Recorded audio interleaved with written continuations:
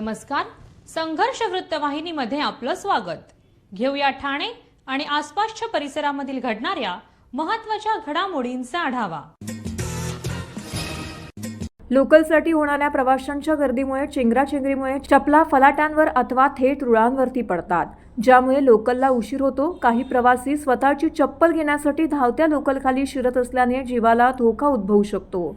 दरम्यान पडलेल्या व तुटलेल्या चपलांचा खच गोळा करताना सफाई कर्मचाऱ्यांची मात्र चांगलीच दमछाक होत आहे.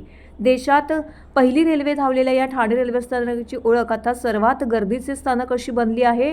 ठाणे रेल्वे स्थानकावरून दररोज लाखो प्रवासी रेल्वेने प्रवास करत असतात. काही प्रवासी बाहेरगावी जाण्यासाठी मेल एक्सप्रेसने प्रवास करतात. गर्दी लोकल पकडण्याकरिता दररोज अनेकांच्या चपला देखील तुटतात. त्या चपला प्रवासी तिथेच टाकून पुढे मार्गस्थ होतात. मात्र फलाटांवर तसेच रेल्वे रुळांवरती या चपलांचा खच जमा होत असल्याने त्या सिग्नल यंत्रणेसाठी धोकादायक ठरत आहेत. पार्श्वभूमीवरती ठाणे रेल्वे स्थानकामध्ये दर 2 दिवसांनी ट्रकभर चपला जमा होत असल्याने त्याची माहिती ठाणे रेल्वे स्थानकातील स्वच्छता कर्मचाऱ्यांनी दिली आहे. लोकल पकडताना घाईत असलेले प्रवासी तुटलेली चप्पल किंवा राहिलेली चप्पल रेल्वे स्थानकावरती तशीच टाकून पुढे मार्गस्थ होतात. यामध्ये महिलांच्या चपलांची संख्या अगणित आहे. दिवसाला ठाणे रेल्वे स्थानकातूनच 5 ते 6 टन कचरा जमा होत असल्याची माहिती रेल्वे प्रशासनाने दिली आहे. त्यात चपलांचा खच सर्वाधिक असतो. यावेळी रेल्वे स्थानकावरील व रुळांवरील कचरा तसेच चपला उचलण्याकरिता सफाई कर्मचाऱ्यांना तारेवरची कसरत करावी लागत असून वेळ प्रसंगी आपला जीवही धोक्यात घालावा लागत आहे. तर रेल्वेने प्रवास करणाऱ्या प्रवाशांनी खाद्यपदार्थांचे कागद अथवा चप्पल इतरत्र न टाकता डस्टबिनमध्ये टाकण्याकरिता वापर करावा असं आवाहन ठाणे रेल्वे प्रशासनाने केलं आहे. सर्व नागरिकांना आवाहन करण्यात येत आहे की सध्या डासांमार्फत पसरणाऱ्या डेंग्यू या आजाराचा प्रसार रोखण्यासाठी प्रत्येकाने पुढील प्रमाणे कार्यवाही करावी. डेंग्यू आजार एडिस इजिप्ती हा डास चावल्याने होतो. या डासांची पैदास साचलेल्या किंवा साचवलेल्या स्वच्छ पाण्यामध्ये होते. 8 दिवसांपेक्षा जास्त दिवस पाणी उघडे व साचून राहिल्यास त्यात डास अंडी घालतात. अंड्यांच्या अळ्या तयार होऊन पुढे डास तयार होतात. यासाठी आपल्या घरातील पाणी साठे उदाहरणार्थ बॅरल्स, पिंपे, टाक्या, हौद, रांजणे इत्यादी दर आठवड्याला रिकामे करून घासून पुसून कोरडे करून पुन्हा भरावे. 1 दिवस कोरडा दिवस म्हणून पाळावा. पाणी साठ्यांना घट्ट झाकणे बसवावीत किंवा जुनी साडी, चादर, धोतर यांनी बांधून झाकून ठेवावीत, म्हणजे डास त्यात जाऊन अंडी घालणार नाहीत. घराच्या गच्चीवर, आजूबाजूला, अंगणात कोठेही पाणी साचू देऊ नये. भंगार सामान उघड्यावर टाकू नये. उदाहरणार्थ टायर्स, प्लास्टिक सामान, कुंड्या, टाकाऊ वस्तू इत्यादी. अशा सामानात पावसाचे पाणी साठून त्यात डेंग्यूच्या डासांची पैदास होते. घरातील कूलर्स, फ्रीजच्या पाठीमागील ट्रे हे देखील वेळोवेळी कोरडे करावेत. लक्षात ठेवा, नुसत्या फवारणीने डास घनता कमी होत नाही, तर त्यासाठी डास पैदास ठिकाणे नष्ट करणे ही आपल्या सर्वांची जबाबदारी आहे. कोणताही ताप अंगावर न काढता जवळच्या शासकीय रुग्णालयात मोफत औषधोपचार घ्या. अशा प्रकारे नागरिकांनी सहकार्य केल्यास डेंग्यूचा प्रसार रोखणे सहज शक्य आहे.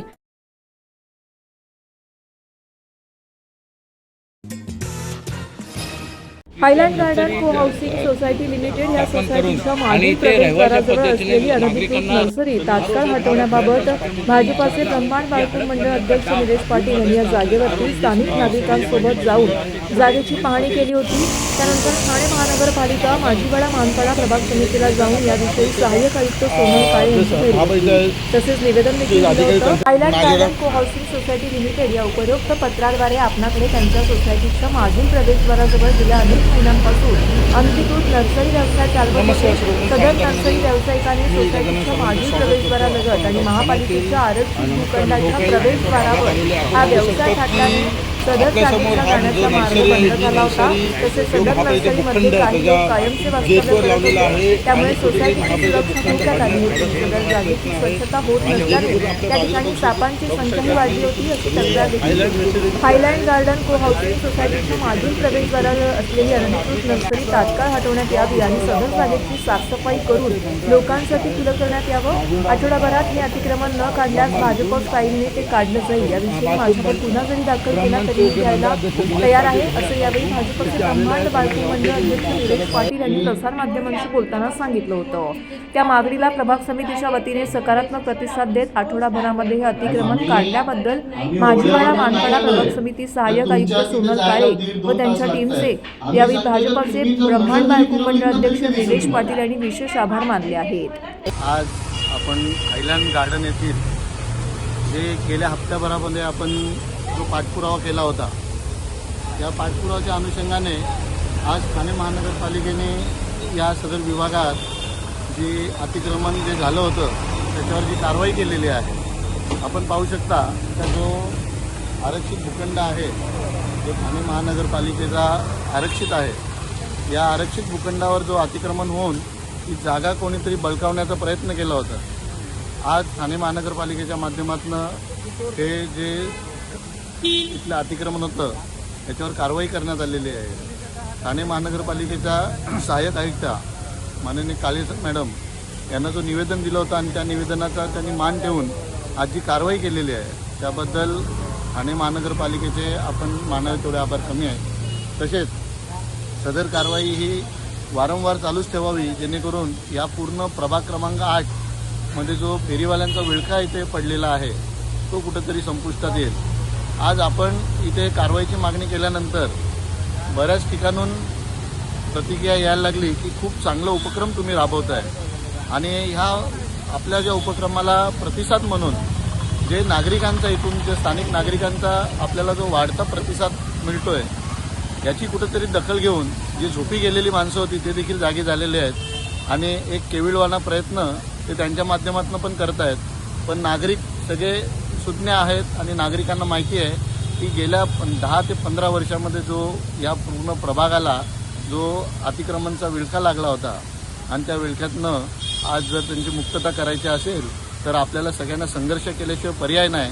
कारण की इथले लोकप्रतिनिधी फक्त याच्यातनं भेटणाऱ्या मळाईमध्येच आहेत परंतु या नागरिकांना होणाऱ्या त्रासाबद्दल कुठल्याही प्रकारची कोणतीही त्यांना काहीही विषय इथे पडलेले नाही आहेत. आज खरं तर या सगळ्या विभागाच्या वतीने जी कारवाई केलेली आहे ही खूप स्वागतास्पद आहे आणि यापुढे देखील आपण अशीच कारवाई करत राहणार. हीच ठाणे महानगरपालिकेला आमचा पाठपुरावा राहील आणि ह्या ठिकाणी परत अतिक्रमण होणार नाही याची देखील दखल आम्ही दक्षता घेणार. वागळे इस्टेट ठाणे येथील प्रभाग क्रमांक 15 मधील इंदिरानगर व दत्त मंदिर इतर संपूर्ण परिसरात शिवसेनेचे वागळे विभाग प्रमुख स्थानिक कार्यसम्राट माजी नगरसेवक एकनाथ भोईर यांच्या प्रमुख उपस्थितीमध्ये व मार्गदर्शनाखाली ठाणे महानगरपालिकेच्या वतीने संपूर्ण प्रभागात सर्वकष स्वच्छता मोहीम राबवण्यात आली आहे. आपला परिसर स्वच्छ ठेवणे ही प्रत्येक नागरिकांची जबाबदारी आहे. आपण केवळ प्रशासनावरती अवलंबून राहू नये. जर प्रशासन स्वच्छतेसाठी काम करत असेल तर प्रत्येक नागरिकांनी प्रशासनाला सहकार्य केले तरच संपूर्ण शहर स्वच्छ होईल असे एकनाथ भोईर यांनी यावेळी सांगितले.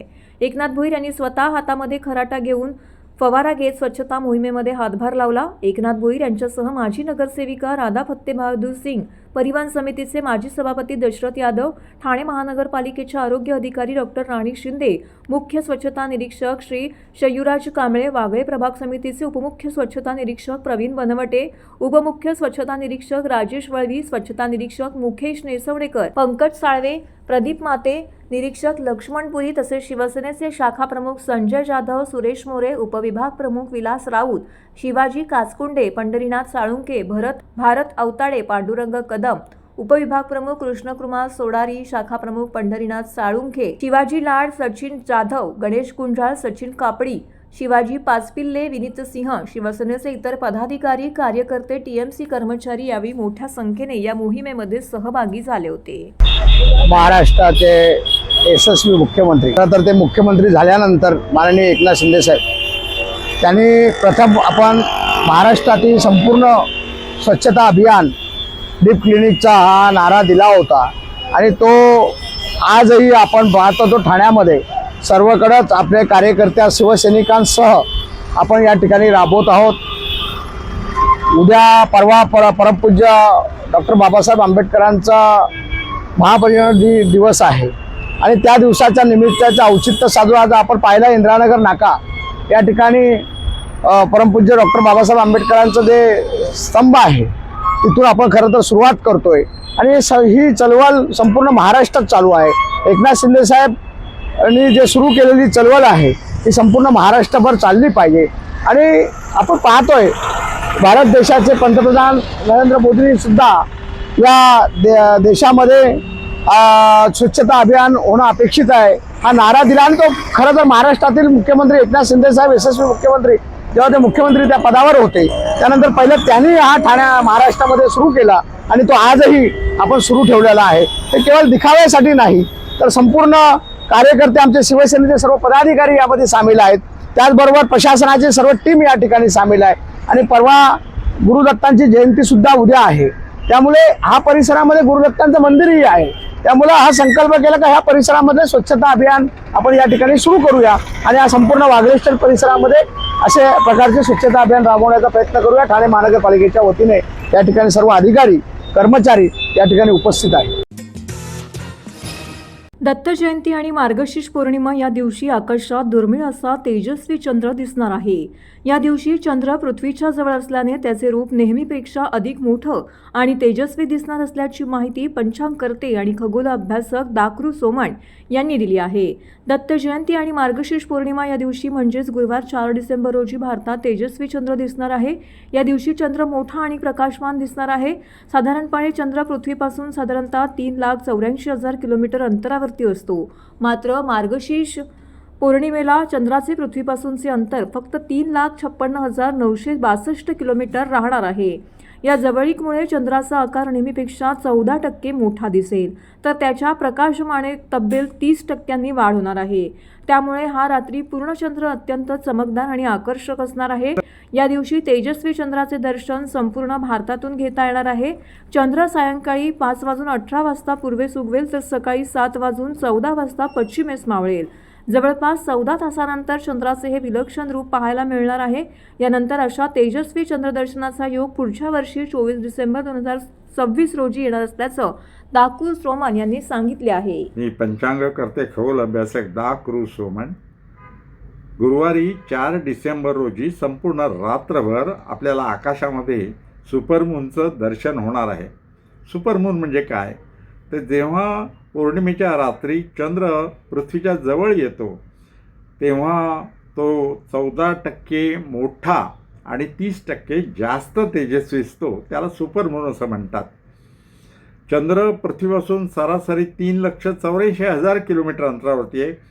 परंतु गुरुवारी 4 डिसेंबरला तो पृथ्वीपासून 3,56,962 किलोमीटर अंतरावरती येणार आहे आणि त्यामुळे तो 14% मोठा आणि 30% जास्त तेजस्वी असणार आहे. तर मित्रांनो, गुरुवारी संपूर्ण रात्रभर आपल्याला साध्या डोळ्यांनी सुपरमून आकाशात दिसणार आहे. त्याचं दर्शन घ्यायला विसरू नका. त्याचे फोटो काढा आणि वर्षाअखेरीचं हे सुपरमूनचं दर्शन आहे.